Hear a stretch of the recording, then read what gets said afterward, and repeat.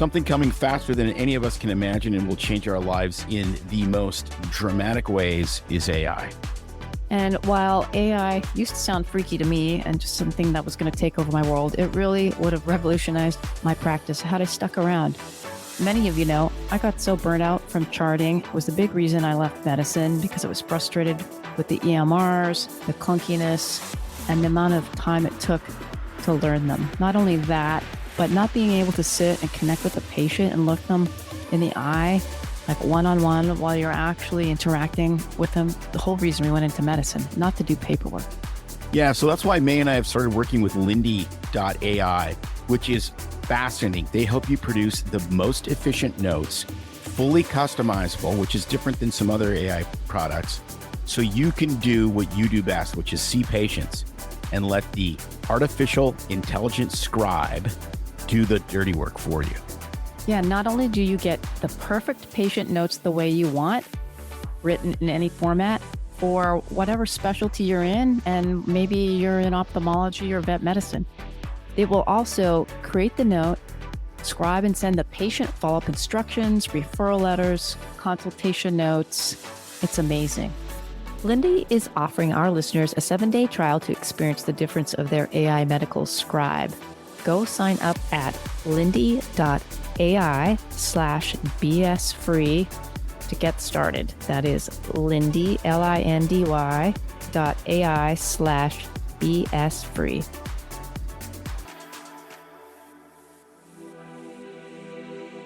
Finally, a source of raw, real, and honest information on healthcare issues that matter most. Welcome to BS Free MD. From the latest medical information to how to stay sane as a doctor or a patient, no subject is taboo, no BS is allowed. Now, let's welcome your hosts, Doctors May and Tim Hindmarsh. And Hello and welcome. Yes, sorry, I was ranting and being offended by I don't know that the technology. Instagram is working. Let me check. It is. So, anyways, we're here. We're having fun. All right, should we take this from the top? We had a very good Wait, should we take day this from the today. top for the audio replay? Yeah, Instead okay. of just Take it from the top. starting like a bunch of fools. Everyone like my new gigantic black glasses? All right, everybody.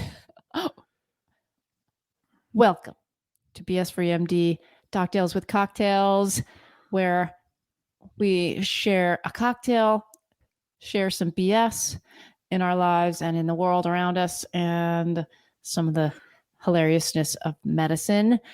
Tonight on the show, we have a special drink. Tim couldn't make it to Norm's in the storm, so we dug in our closet. We storming Norman at that point. And we are going to talk about Medicare fraud, Siamese twins. Not Medicare fraud. No, a strange Medicare request. I'm going to talk about Medicare fraud. Okay. Siamese twins. Yes, that one is kind of interesting. And a strange medical request, as well as what the heck is going on in Oregon. Yes. Again. And could they actually have been pulling their head out of their collective rumps? Well, let's get to it, shall we? Partially. And hello to our audience. Hello, Desiree, first one to comment. So you get the prize of the night, as well as Chad. Hi, Chad. Welcome to the show. Favorite BS docs. Yes, we've been accused of spreading BS on our social media lately. There's a lot of people that apparently really like the CDC. Yeah. And actually, if you haven't seen or listened to the show with Pamela Garfield Yeager yet, the Truthful Therapist, she's got a massive following on Instagram and YouTube. She's been on our show, and we have a reel that's doing very well. I'm getting some comments, positive and negative. You're not really moving the needle if you only get positive comments. Exactly. So because then it's just your lots of chatter with your regards to mom having Pamela on and your auntie talking about counseling teens, caring, not just teens, kids, caring for kids the right way, and therapy and the importance, as well as what's happening in the mental health crisis for kids remember, and the we are trans. on YouTube right now. So that's all. So just So therefore, watch my words. Thank you. Yes. Thank you for the reminder. Need a word check. I need to be sensitive, caring, and not use a certain language. Got it. Okay. Thanks for the reminder. So it's all good. Note to self. All right, Tim, what you got for us tonight? I think I want to hear. What do you want to hear first? Well, take it from the top. There's no real top here. Let me see. Well, okay. I'm going to do this one first. And watch your words on this one. Yeah, because it's back. It's back. Well, I think you can talk about this story without being, man, I kind of had a Canadian accent there. I think you can talk about the story without being a real jerk. I'm going to try my best to A, not swear, and B, not be a jerk. Man who identifies as non-binary wants to keep his penis and have the Ontario taxpayers pay for vagina. So he's not transgender. He's double dipping. He is. He's not transgender. He's trans feminine, according to his endocrinologist. Whoa. I have not heard that term. Yes. No, it's a new term. It's a new term. It's a new term. Because there's hundreds of thousands of genders. You don't know. That's a new one. So he wants to. I got to look that up. They said, why should we remove an organ he still enjoys when he just wants another organ added to his body? So this went through an appeals process because the Ontario government, in a flash of lucid sanity, said, no, we're not doing this because it's not going to save your life. It's an experimental procedure.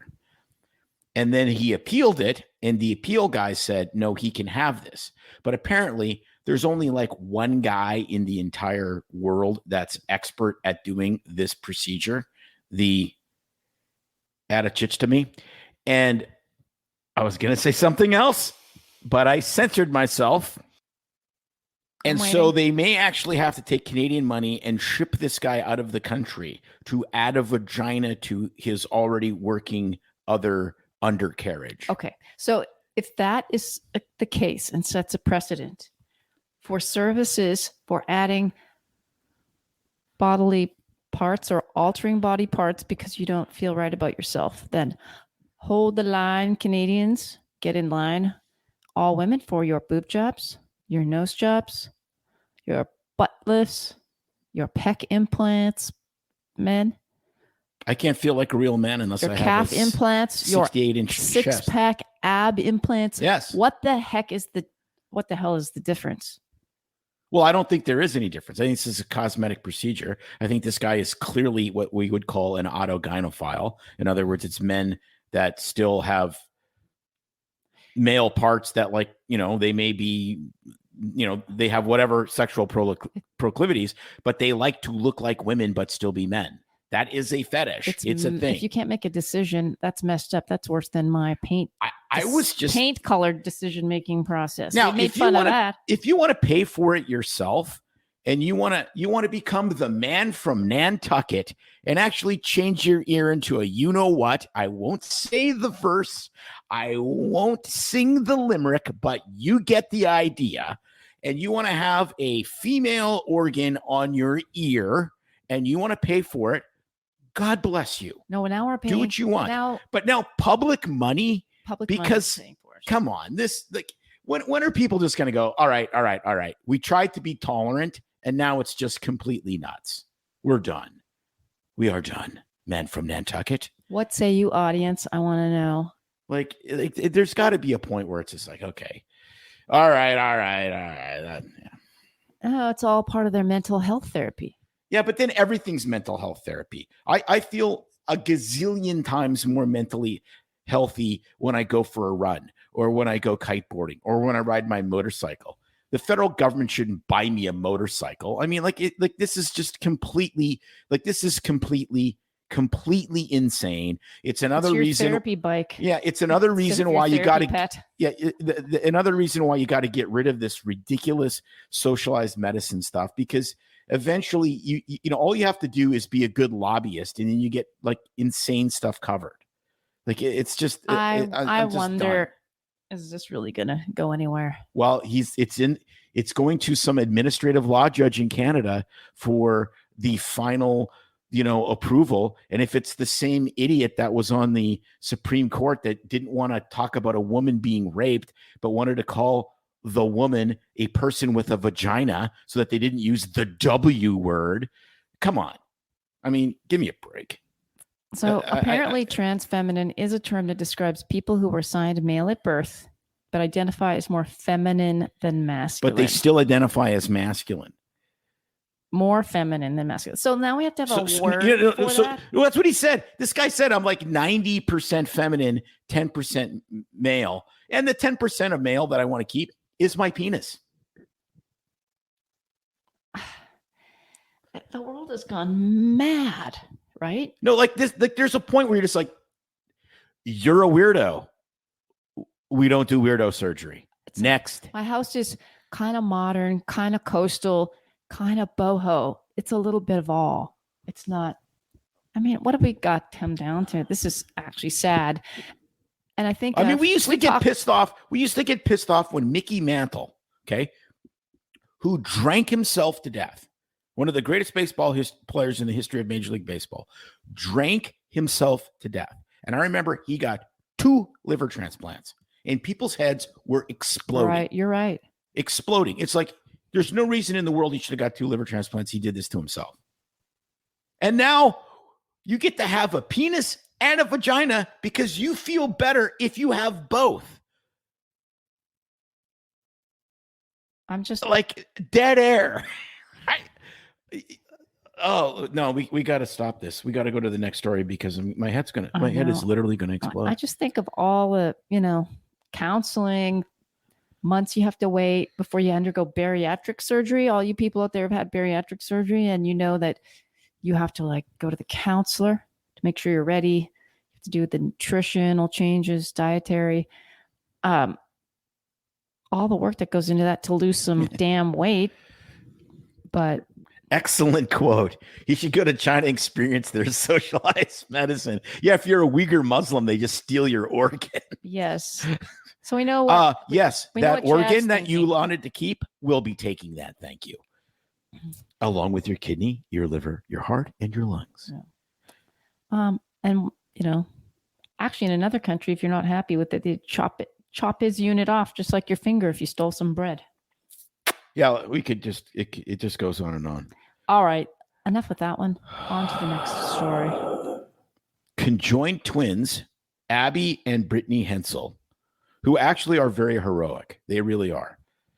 Face new twist in marriage to Josh Bowling. Okay. How old are they? The twins, 30. Abby and Brittany Hensel have defied odds since birth as one of the few sets of dicephalous twins to survive infancy. So they've lived 30 years, which is remarkable. You better explain to people what dicephalous twins are. So they have basically, this is 2 women that have 1 body, 2 heads, 2 brains. So a woman with 2 brains. Shut up. I was waiting for that to, oh my gosh. So actually they can drive as opposed to a man with no brains. Inside one head. The woman with 2 brains can actually drive a manual transmission. And the man with no brains inside one head. The parallel parking, unbelievably good. Okay, so 2 heads, 2 brains, 2 hearts, 2 sets of lungs, 2 spinal cords, 1 body. And the one sister is married to this guy. The other one just goes everywhere. She's just along for the ride? Yeah. She's the tag along? Yeah. What did you used to call that when the extra girlfriend? Betty Bumface? Betty Bumface. That's terrible. Yeah, but we're terrible. But it says they're getting married. They face a new twist in their marriage. And I was just kind of thinking about the old twist, but I have no idea. Maybe they're good at playing Twister. You never know.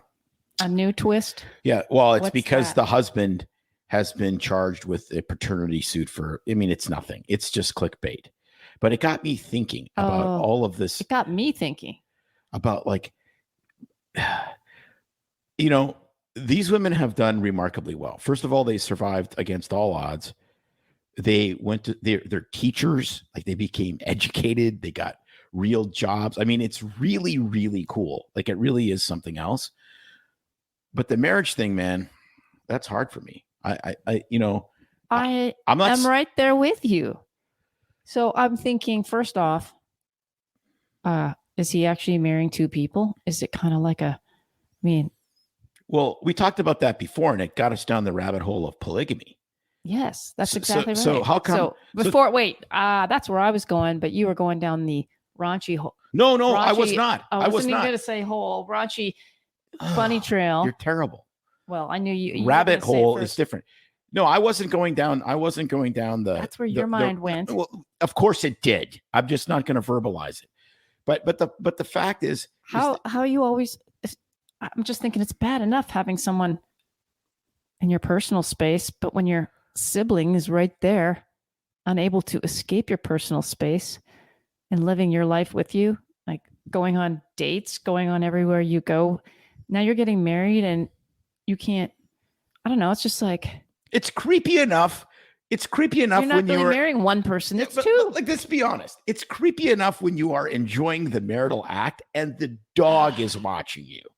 And all of a sudden you're like, I think a sentient being is watching me do my thing. And you look, and the dog is just kind of looking, and it's like, you piece of shit, you cut my balls off, giving you that look. And you're like, okay. Aside, little alone another head.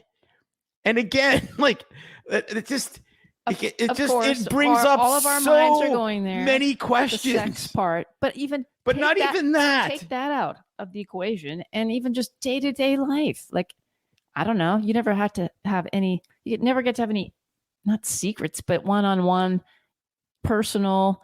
Because it's always 2-to-1. Like that, I can't imagine living like that. But when that's how. I mean, it's a totally different kind of connectedness, obviously, that no one would understand except Siamese twins. Yeah, there's a lot of questions that I will not ask on the podcast. Even think about it work. How do two people work to get, like, how does that work? So did they ever fight and then like? It would be a fascinating interview. And then really. like just beat each other. Like it's just. So apparently this conjoined twins really is very rare, poor prognosis. Total survival rate is only 7.5%.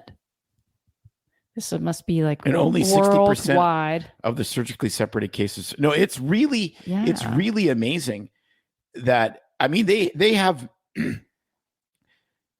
made a really great life for themselves. And I want to emphasize that because that really is amazing. Like, because everywhere you go, you're going to be, kind of you're going to draw attention and all of this. And they're teachers, and they have to go to university, and they have to go to high school, and they have to do all that kind of stuff. And it really, it really is amazing. They are obviously amazing people.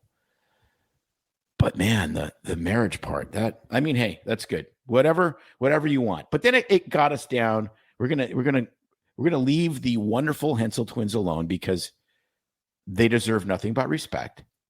And we're gonna move on to the fact of polygamy. Because really, let's be honest, this is, I guess, polygamous. Like we're,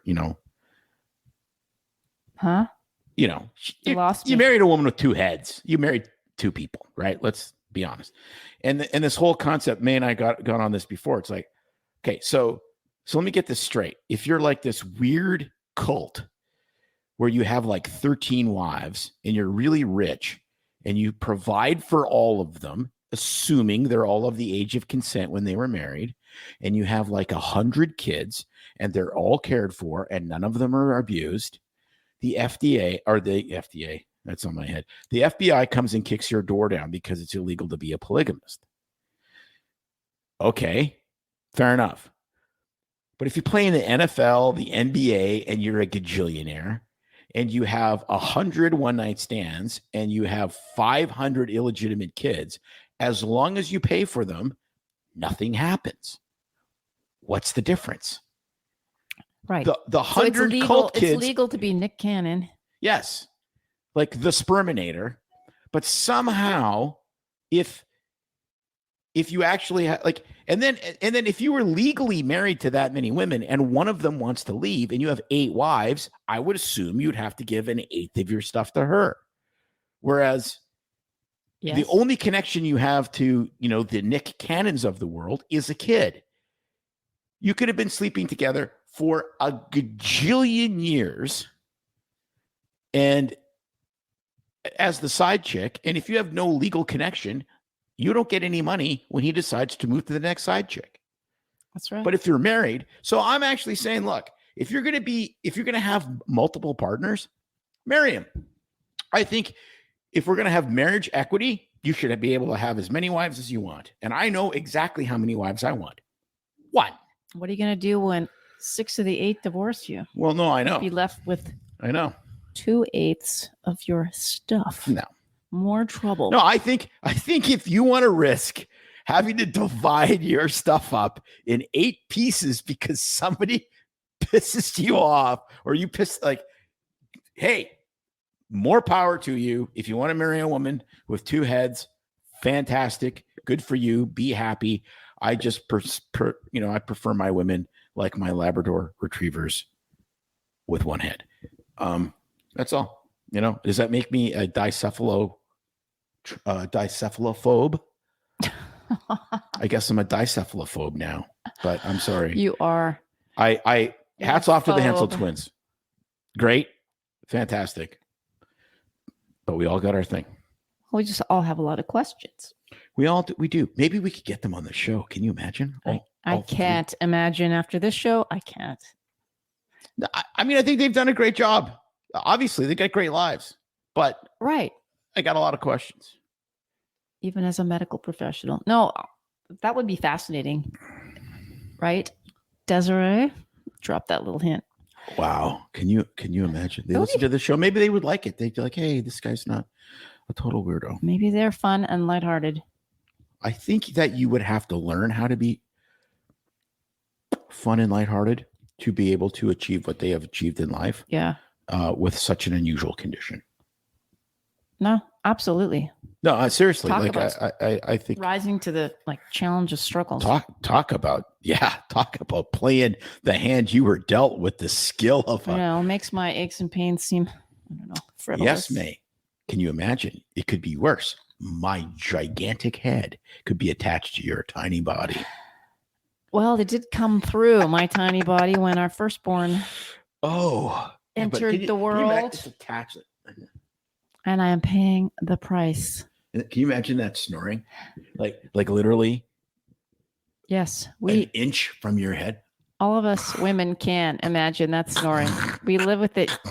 Some of us graciously. Oh, can you imagine if some of us divert to another bedroom? Can you imagine if you were conjoined twins and one was male and one was female and you had one body? But you had a male head and a female head and then one body that was whatever. You can look that up. It says. That would be trippy. Apparently it's happened. I think. But then hormonally everything would be jacked up because you would be look into that more. Apparently it was some of the pseudo hermaphrodite type stuff. Apparently. Wow, how could you not be? All right, we've kicked that one to death. We've totally kicked that one to death. Here's some news for you. One of the largest U.S. independent primary care networks has been accused of Medicare fraud. This is up in Maryland. This just came out March. So a Maryland firm that oversees the nation's largest independent network of primary care medical practices facing a whistleblower lawsuit alleged that it cheated Medicare out of millions of dollars using billing software that was rigged to make patients appear sicker than they were. And so what they did was it was rigged. It was rigged. And overstated some of the medical diagnoses to boost some of the billing codes to make people look sicker, hence getting them more monies. And it would, for example, change anxiety into depression, things like substance abuse. They would ask questions and bump it up from 1 drink per day, stating they had a substance abuse disorder, so it would affect the coding. And it could significantly impact to the point of $3,300 a year per patient or more. I think the whistleblower. I'm calling bullshit on this. I think that that's good. I think that if you look at how you're supposed to code, that's good coding. $3,300 a year per patient is not Medicare fraud. That's doing your freaking job if you're a coder. And that's going to your providers and saying, I mean, we have coding clinics every single place except for one place. Except this, where this company affects more than 40 states, serving over 2 million people.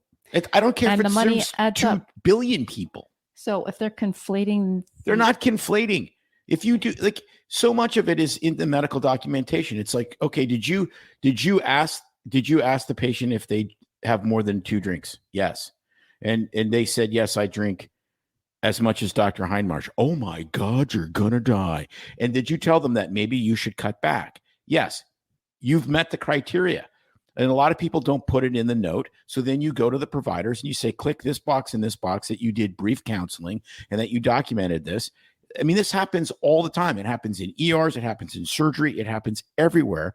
Most stuff is undercoded and coded incorrectly. So going and trying to find the crumbs and using software to do that, that's a freaking no-brainer in my opinion. I think this is horseshit.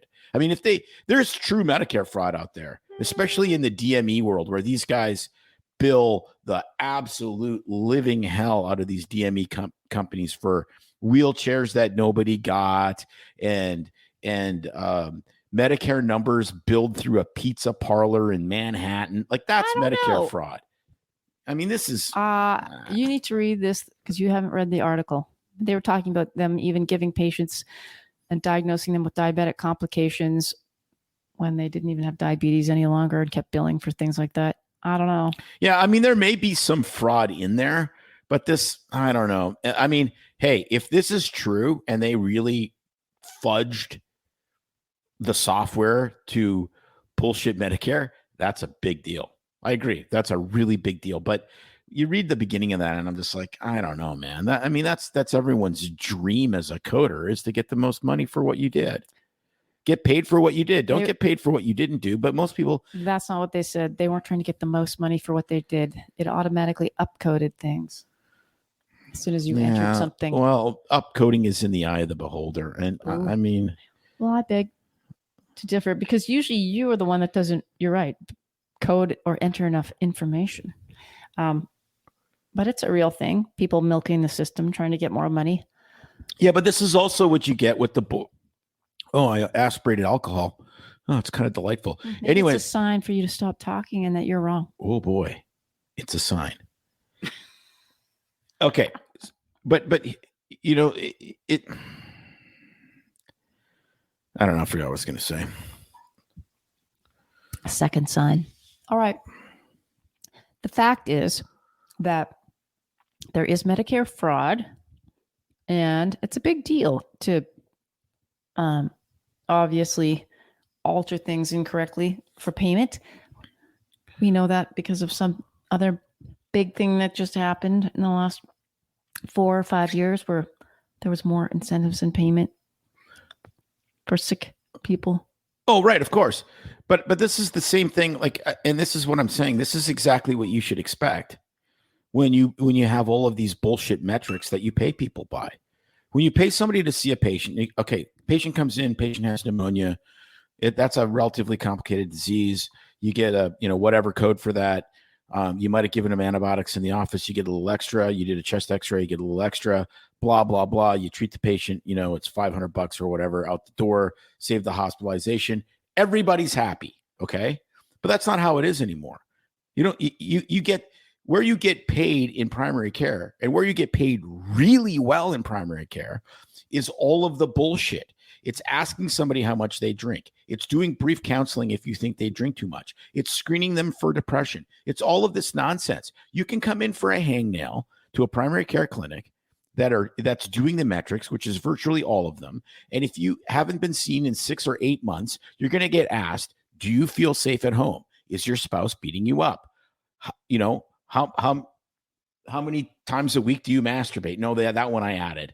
But it's just ridiculous because that's how they get paid. No, I'm not. That's so not what the they're more talking boxes about. you tick, the more you get paid. No. So it's like inducing people to do bullshit because no. they know it's bullshit. They changed the software so that it automatically picked something else.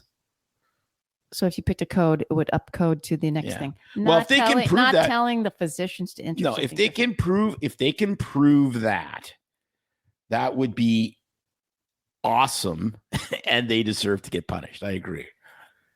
Yeah, fascinating. We'll see what happens with this. Anyway, Chad, I can't understand which way he's going with this. He says his wife is a coder, and she will tell you she got paid to make more money every month. Yes, absolutely. Absolutely. If you're a coder, they're like, yes. Right. More codes. No, of course. But if you do it incorrectly and change it, that is Medicare fraud. And the other problem is the United States has this policeman mentality where Medicare fraud and abuse is like blah, blah, blah, blah, like $1 gajillion a year. If you're and then they up spend something that's not true is what I'm saying. But the other problem is Medicare fraud and abuse is a problem, but it's not that big of a problem, but it's a lot of money. But if let's say it's a $10 billion a year problem. Okay, well, the American solution to the $10 billion a year problem is to spend $15 billion a year fighting it.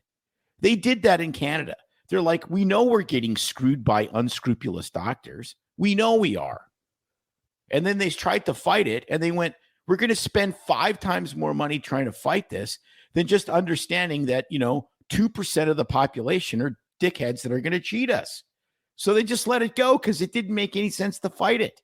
No, the American way is to fight it and fight it and fight it. Well, we've got it under control. Yeah, you've got it under control for 10 times more money than the actual problem. Fantastic. And now we have 5 more police forces, not just the FBI, but the FBI, the Secret Service, the DEA, we'll have the coding correctional something and the Medicare fraud and abuse division and the whatever. It's like, yeah, excellent. Great. Thanks, guys. Appreciate you.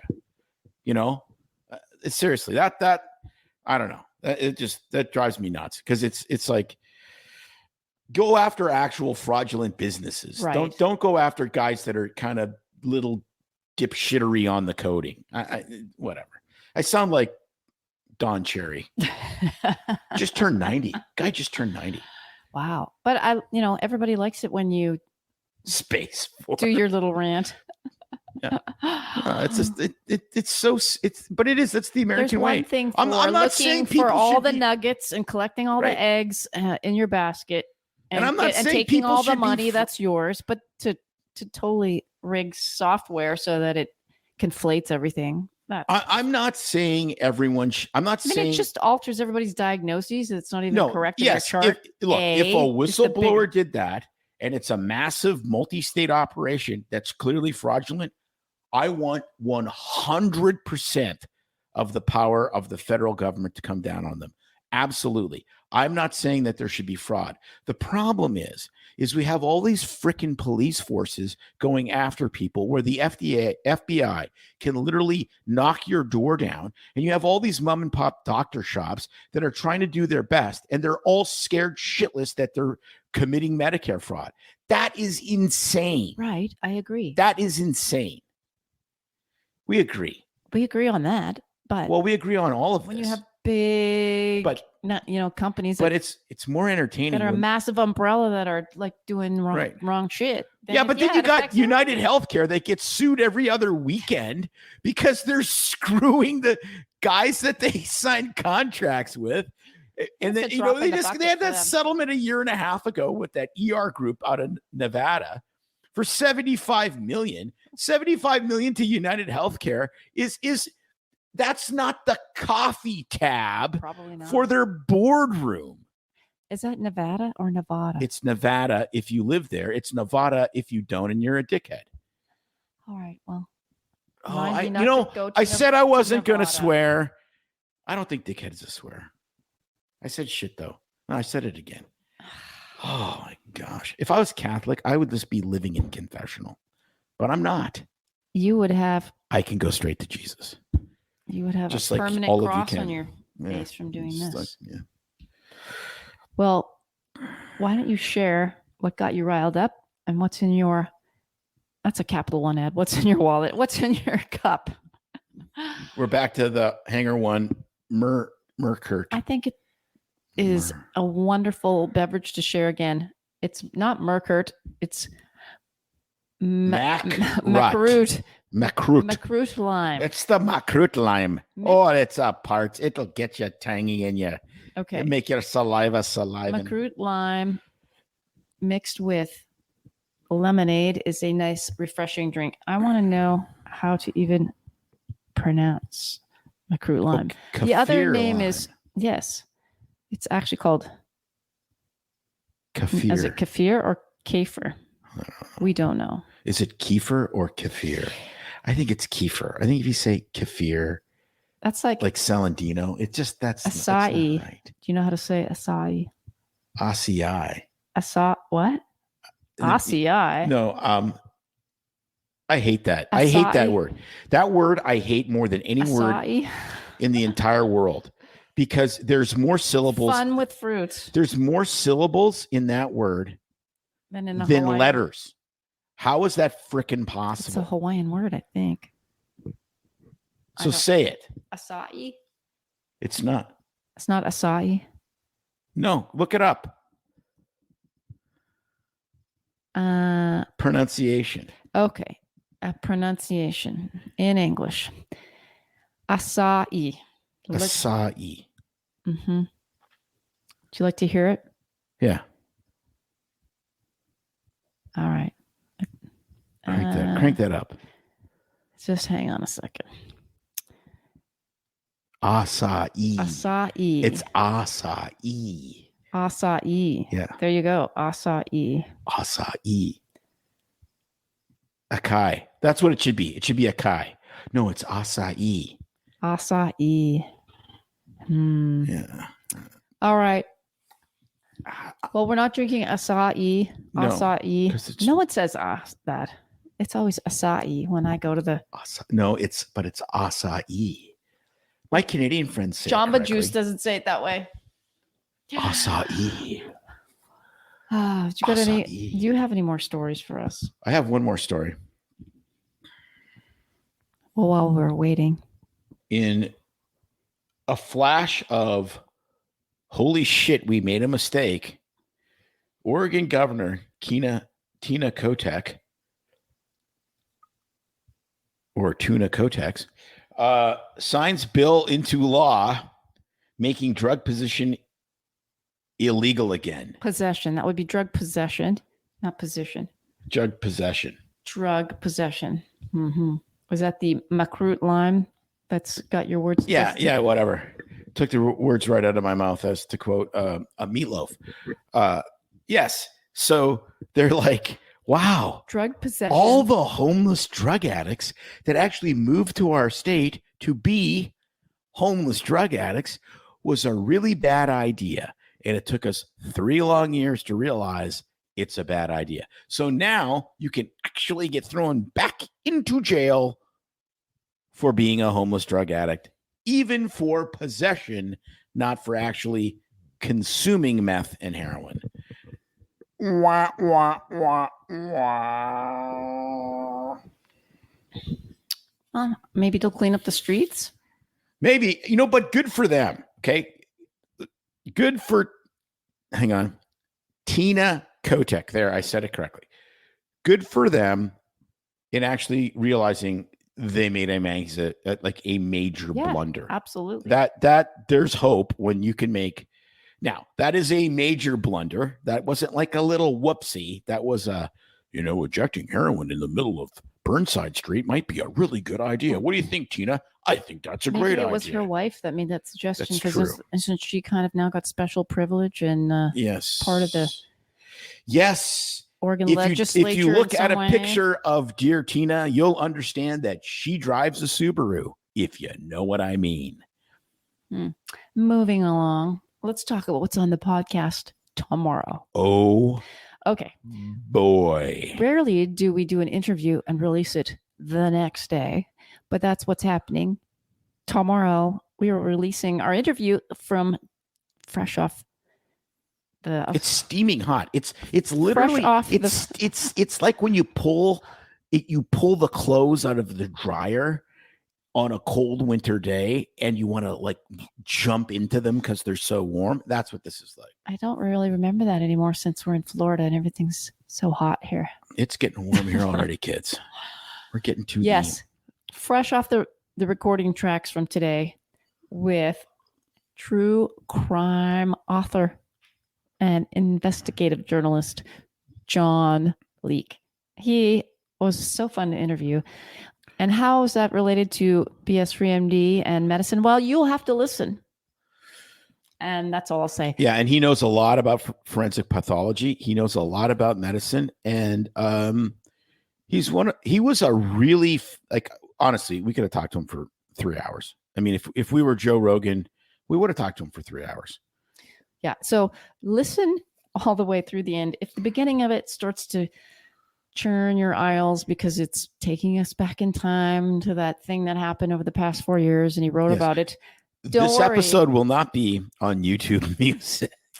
No, but he also does get into his newest book called The Meaning of Malice, which is about someone that lived down the street from him growing up in Dallas, who is a suspected serial killer in Texas. And he writes a book about the whole scenario, so to speak, and how this woman has gotten away with what he's convinced of is probably triple homicide. Yep.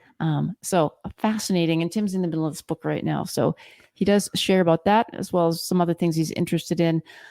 We do talk a lot about his work together with Dr. Peter M.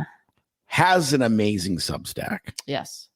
Unbelievably good Substack called Courageous Discourse. Highly recommend it. I read every single one of them. And they write a lot because it's him and Dr. Peter M. There you go. Do you think that he might become a rapper and he's just like PDM? PDM in the house. Somehow I don't see it. Epidemiology, cardiology. I don't see it. Public health. I got you covered. Not in the cards. I'm the real Slim Shady. I'm PDM. But I do know we have a friend that could write a rap song like that. You should message him. Yes. What the medical assistant we worked with? No, the man that used to sell us hot wings from the Schwan's truck. Fantastic rapper. All right, we're digressing. All right, check out that episode and please sign up for the Truth Serum newsletter coming out. I just finished writing about life transitions, struggles, and getting to know yourself when all has been stripped away, let's just say. And please share this episode.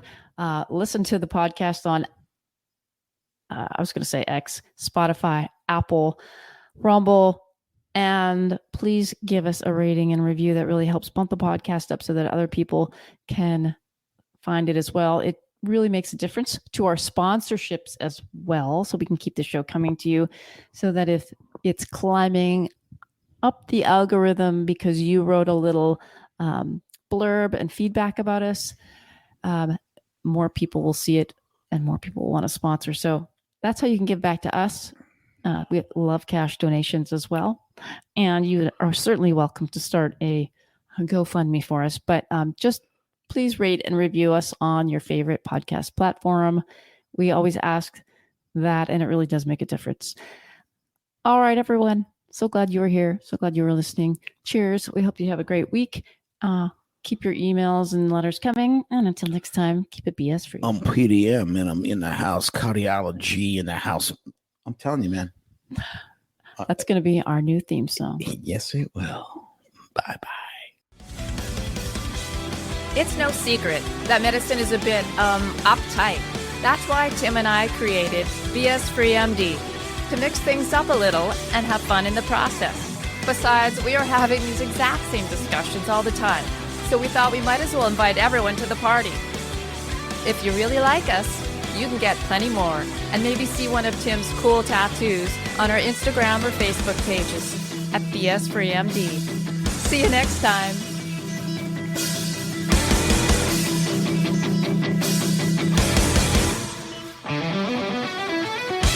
But we try to keep BS3MD as raw and real as possible.